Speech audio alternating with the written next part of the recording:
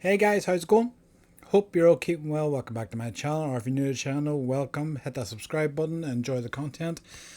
Anyway, a few days ago I did my preview and predictions for the upcoming Summerslam event for the 2 nights, and Summerslam has come and gone, so I was doing a quick review of the 2 nights. Not going to go into detail on all the results, but just cover some of the big moments from the 2 nights. Uh, Interestingly, both nights started with great matches and finished with some shocking moments. So we'll go into night one. Uh, Kicked off with Roman and Jay versus Braun and Bronson.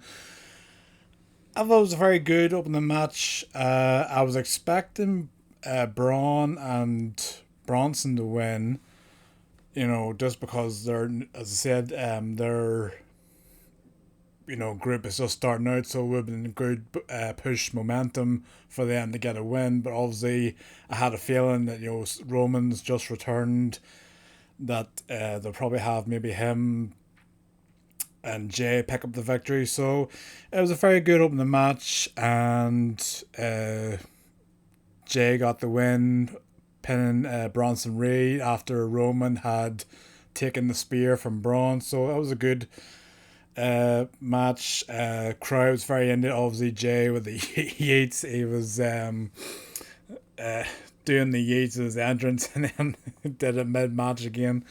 So that was a good match. Uh,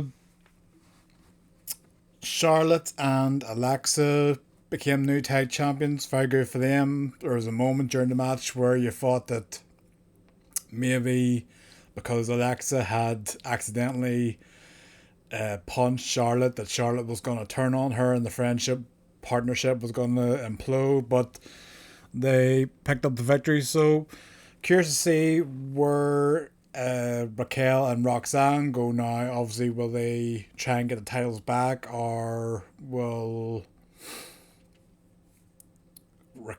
she be blaming Roxanne for losing the titles? That her and Liv technically won back in the first place. Curious to see where that goes. Tiffany beat Jade. I was very surprised at that. Uh, I I was expecting, because of all the build up with Jade, I was expecting her to win the title at SummerSlam and then be this dominant champion for the rest of the year. But for the time being, they're sticking with Tiffany. Uh, it was a good match. It was a very quick match. I think it was under 10 minutes at the most, but uh, yeah, it was decent back and forward, and Tiffany got the win. So we'll see where Jade goes from there, and what's next for Tiffany. I think I know the clash at the castle's coming up, and then is there? I forget what other events are coming up. Uh, one of the one of the best spots of the night came in the Orton Jelly Roll Logan Paul Drew McIntyre match. I wasn't looking forward to this match because, as I said in predictions, no disrespect to Jelly Roll, but I prefer, if you're gonna have celebrities, that they either just show up or they perform instead of competing when there is other talent that aren't getting an opportunity, like of LA Knight or Carmelo Hayes. But it was a very decent match. There were some moments in it where I did think it looked a bit stupid for likes of Drew to be selling moves to Jelly Roll, and Jelly Roll throwing him out of the ring. Reality, Drew should be beating the hell out of Jelly Roll. But a very good spot in the match where Logan Paul leaped off the top rope and hit Jelly Roll through the announce table.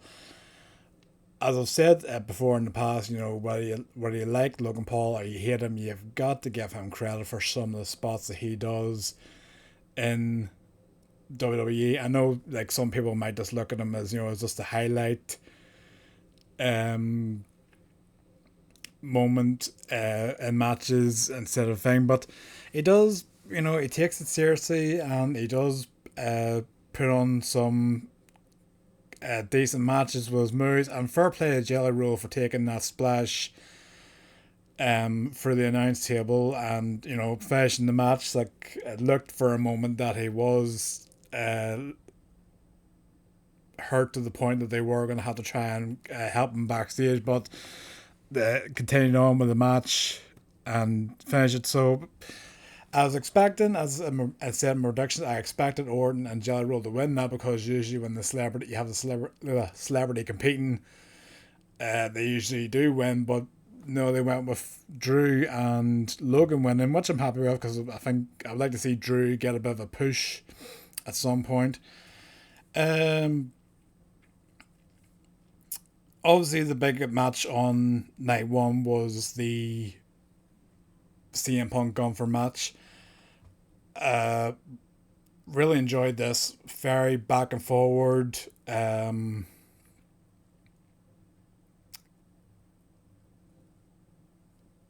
Gunther was just laying in the chops to Punk, where he was chopping his chest, chopping his torso, chopping the back of his legs. He had him hanging upside down. He was chopping his hamstring. Punk was giving his back. Gunther got busted up, but I didn't even see what happened. All I seen was that Punk had knocked him off the announce table, and he had like fallen face first and landed on the ground. But at the time, it didn't look like Cade was bleeding, so I don't know where he had bleeded while the camera was off him or not. But very back and forward match. Punk got the win, which I was very happy to see. I thought Gunther would keep the title because he had just gotten it back from Jay, but Punk got the win. And one of the shocks of the weekend came with fucking Seth Rollins. As soon as his music hit, I was like, you've got to be fucking kidding me. But when he came out on the crutches and the leg brace, I was like, alright, okay. Right, so it's just, it's basically send the message to Punk. It's like, right, hold on to that title. I'm still got the Money in the Bank briefcase. At some point I'll be coming, for you. And then he starts to walk away, and then he just has that moment where he just drops the crutches, and I was like, you gotta be, he's like, you son of a bitch. Because I like probably many other people, I definitely thought he was hurt from that match with LA Knight. I thought he was going to be out for a couple of months at least. And the fact that it was just a complete work, and he, sprinting down to the ring, and fuck, Punk, when it comes to Punk and Rollins, Punk just can't catch a break. So Rollins cashes in. It's the second time now, the heist of the century. Cashes in on Punk, wins the title. So interested to see where this goes. Obviously, you have to factor in Gunther. Is he going to be coming after Seth to get the title back?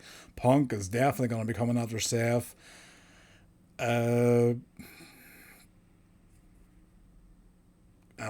guess on Raw we'll get some answers from Seth. I know Triple H was saying on the post show that he's not happy about falsified medical reports, but obviously that was all part of the plans. But very well done. They worked the crowd. as I said in prediction, there was a lot of speculation about, was Seth really hurt? Was he going to cash in? Was it going to be a scenario? There was, I think, um,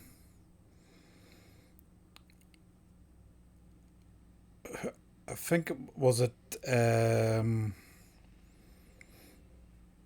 can't remember, was it Jim Cornette or somebody said on one of their podcasts, an idea about what if Seth is injured, what if Paul Heyman had given the briefcase to, Braun Breaker, and he cashed in and, won the title, and then whenever Seth came back, Seth would be a babyface then who would have to, you know, uh, go against Braun Breaker and Paul Heyman, who've turned on him and took away his Money in the Bank briefcase and all. But don't need any of that. Total swerve ending, and we'll see where it goes.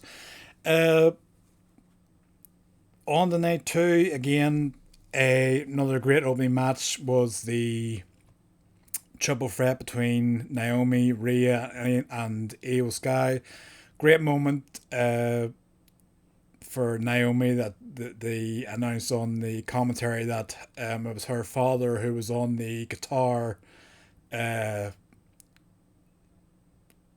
playing while she was making arrangements. So great moment for her to make arrangements with her father.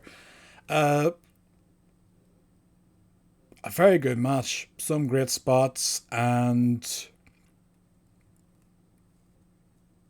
uh, as I've said many times, the women, whether it's Evolution or WrestleMania before that, those matches, they put on some great matches. Obviously, it was Bianca, Io, and Rhea at WrestleMania. Um, Evolution, it was Rhea and Io, and Naomi got involved, and this match was just the same. Uh, you thought Rio was about to win the title. Naomi came out from behind and got the victory. So glad to see Naomi keep a title, and we'll see how long her title reign goes on. What's next for her? Whether she goes 1-on-1 with Rhea or if there's going to be a new competitor.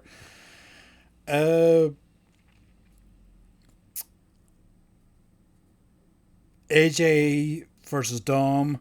Really enjoyed this match because throughout the whole thing, it was a nice sort of tribute to Eddie Guerrero. Obviously, AJ came out with the lowrider, and they had said in commentary that he was wearing similar gear to Eddie had wore in his match against Rey Mysterio at SummerSlam. Uh, Dom had hit the Three Amigos during the match. There was the fake chair spots like Eddie had done where Dom had threw the chair to AJ and then collapsed, and then AJ had put the chair on him and collapsed, and the referee didn't know what had gone on. And then similar to Eddie at WrestleMania against Kurt Angle, Dom had loosened his boot and then used that to get the win and retain the title. So interesting. I thought maybe the AJ would win the title, but they're keeping Dom as champion, so we'll see where Dom goes from here. Becky versus Lyra. I thought this was a very grueling match. I don't know the exact length of time, but I'd say it was at least half an hour or more. Back and forward, there was weapons used, there was zip ties or cable ties, there was a toolbox, fire extinguisher. Bailey got involved. Was There was a moment where you thought, was she going to turn heel and align with Becky? Because Becky was saying,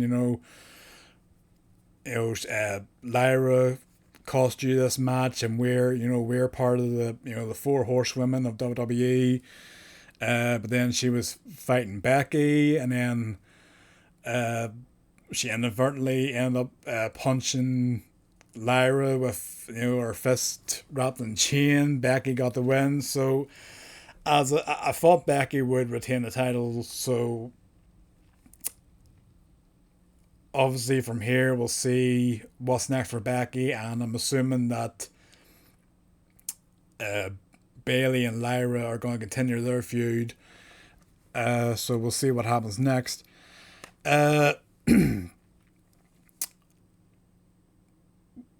For me, one of the highlights of night two, and likely of the entire weekend, was this TLC match. Like I had said after it was announced, if I was going to steal the show, and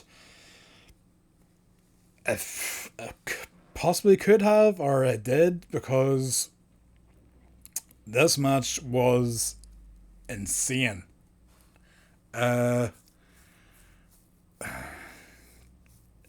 so many spots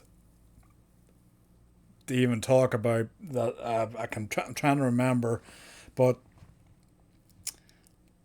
I think the most memorable spot was Candice LeRae. She was on top of the ladder. Ciampa got knocked against the ladder. She went flying off and landed through a table, or not a table, sorry, a ladder. So she landed through a fucking ladder on the outside. There was table spots all over the place. Just every time the camera switched somewhere, somebody was going for a table. There was a brilliant spot. I can't remember which member. I think it was Axiom and Angelo Dawkins hit a Spanish fly off the ropes to the outside through a table. That was one of those spots where you're just you're grabbing your finger like, oh Jesus, like just because it was so close to the security barrier, and just to get that move just perfect to through the table, and hopefully without injury. But it was just insane. The Dudleys and Hardys were in the crowd at ringside. You didn't know where they were going to get involved. Even Bo Dallas, Uncle Howdy, he took a spot off the top of the ladder onto another ladder. Nikki Cross got involved. B-Fab got involved. This was an insane match. Like they had mentioned on commentary that the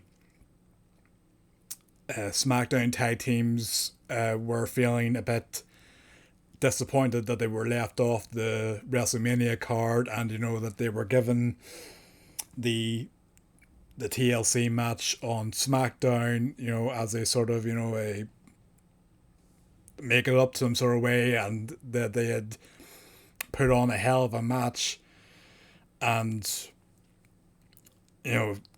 definitely if this was alright, we're putting you on the Summerslam card, go out there and own the fucking show, they definitely did it, because as I said, incredible spots all over the match.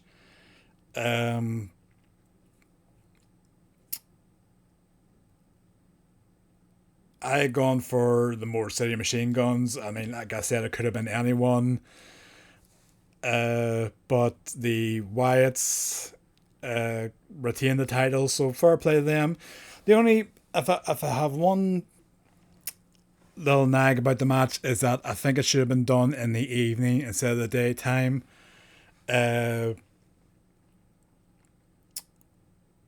You noticed whenever it got more to the evening that the fans had their phones out, and you could see the whole stadium lit up with the lights from the phones and all. That would have been a great moment during the Wyatt's entrance and their victory to have the whole stadium lit up, for like, the Wyatt Fireflies thing. So I think they missed an opportunity there with having the match during, the daylight.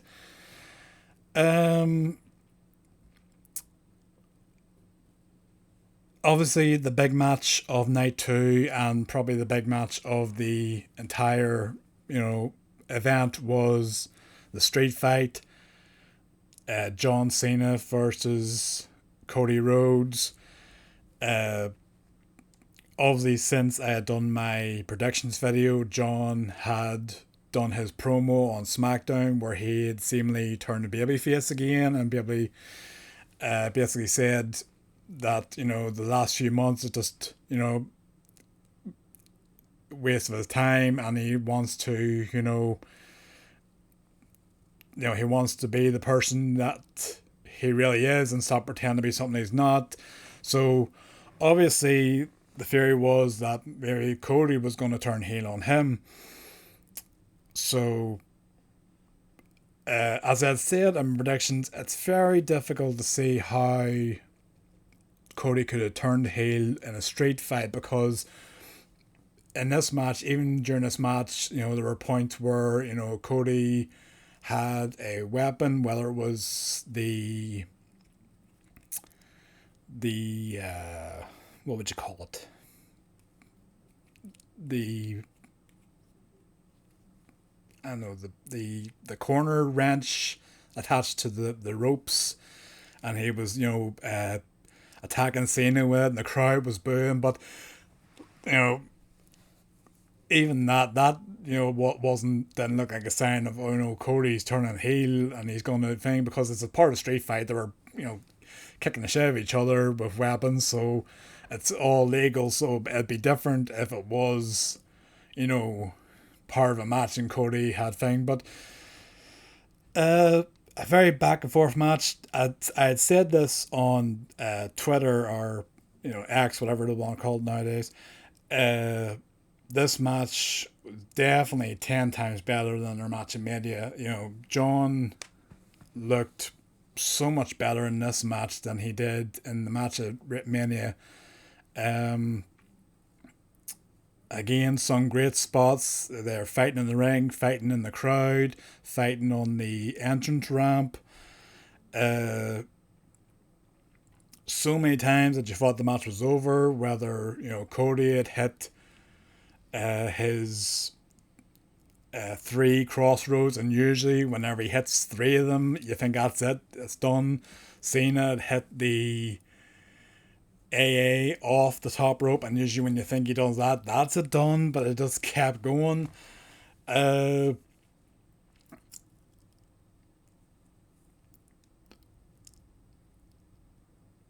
to remember if there was anything else that happened before the end. Obviously there was a table spot. It looked like Cena was gonna put Cody through the table. Cody fought back and put Cena through the table, and then I think it was this moment where it was like, all right, how is Cody going to finish this? If this is going to be the end of the match, what's going to happen? Like, I was waiting. I thought if there is going to be a turning point where Cody turns heel, it's going to be something where either he counters a move, or he,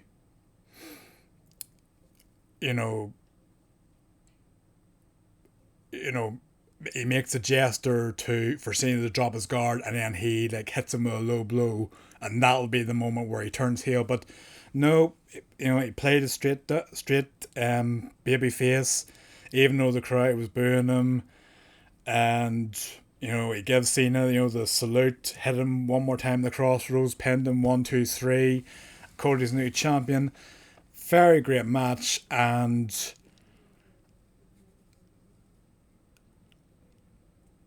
like, you could have turned Cody heel, but for now, I think I would just hold off on it. I don't think it needs to be, Cena turns face, immediately turn Cody heel. You can hold off, build it up. As I said, my predictions, you could have, a couple of months from now, or whenever, maybe Cody turns on Orton or he turns on Jay, because Cody and Jay have such a bond where they're like best friends and they're partners, and they've done like the press conferences together where they've been intoxicated or high or things. So that would mean more if he turned heel on Jay, but uh, Cody won. He hugged Cena, embraced. There were moments where you thought, all right, is there still something to come here? Is Cody going to attack Cena? Is he going to hem his back? Is Cena going to uh, flip over heel again? Is he going to attack Cody? But no, Cody gave him his moment in the ring for the fans. And as I said, a game of night one, night two ended with a shocking ending. Like, whenever Cena did that promo on Smackdown to turn babyface, like, I was thinking, okay, is he actually babyface, or is this just a ploy to, get in Cody's head, and then we'll see the heel Cena at thing. In the back of my mind, I was thinking, all right, what if they're done with Cena being a heel? What if they're decided, right, with a few months left, we're going to turn Cena babyface again, so that he can deal with a bigger threat that's going to be coming for him, if he stays champion or even not. Now, not a chance that I expect Brock Lesnar, of all people, to show up last night. Of all fucking people, like, especially with the complications outside of wrestling. I thought that Brock was done with WWE. I thought the WWE was done with Brock. I thought if they're turning Cena babyface, it's going to be a scenario where something maybe like a Drew McIntyre or a Solo, if he has to battle one of them, or even if The Rock, himself returns as, the final boss. And, obviously we have Cena and Rock are tied 1-1 in their matches, from the WrestleManias. Could The Rock return as a heel and end up in a feud with Cena, where Cena's basically turned babyface and said I don't want to do this. I've wasted my time. The hell with The Rock, and The Rock has come back. But I did not expect Lesnar, and fucking hell, he comes down slowly. I always know whenever Lesnar circles the ring, people say he's circling like a shark, but the way he's almost like a,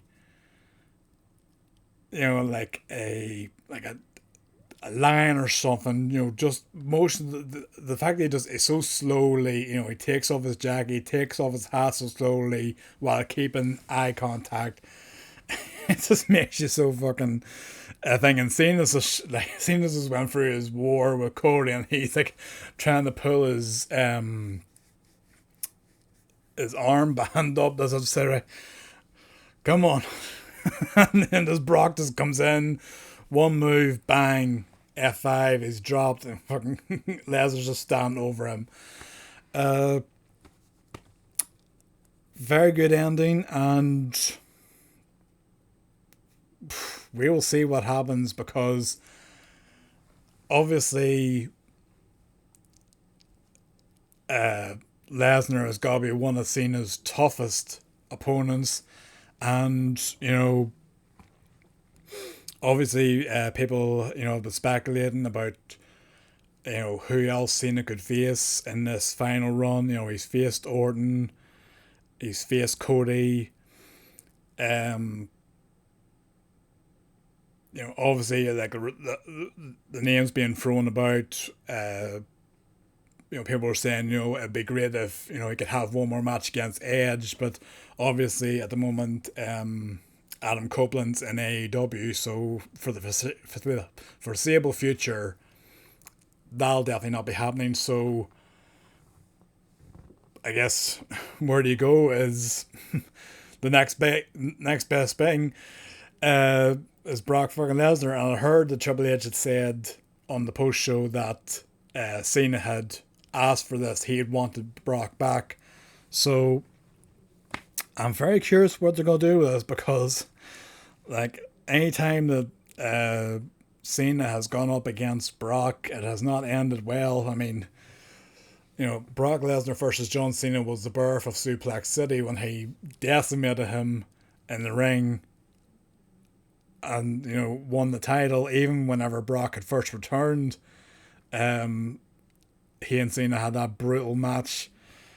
So, curious to see where they're going to go with this, and when. Like, I don't know if this is a match you would do at a Saturday night's main event. I know, obviously, Goldberg had his final match there, but I don't know where they could do it. I know, like, there is I think the next event coming up is a Clash at the Castle in Paris. I don't think there is any more Saudi events until Royal Rumble next year. I know that the Crown Jewel event is moved. Is it in Perth, Australia, or somewhere else? I don't know when that comes up in the timeline of a thing, but I guess we'll find out. I don't think we're going to find out on Raw, because unless Brock comes out, I mean, Brock could come out in Raw. But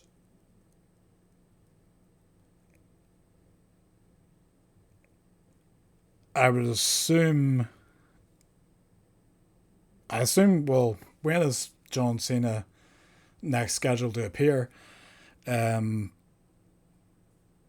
Either it's this week on Smackdown, or I assume then we'll find out. You can't even find out through Paul Heyman anymore, because he's lying with Seth. Because usually you would have Heyman come out as Lesnar's associate, and he would detail what Brock wants and when it's going to happen and where.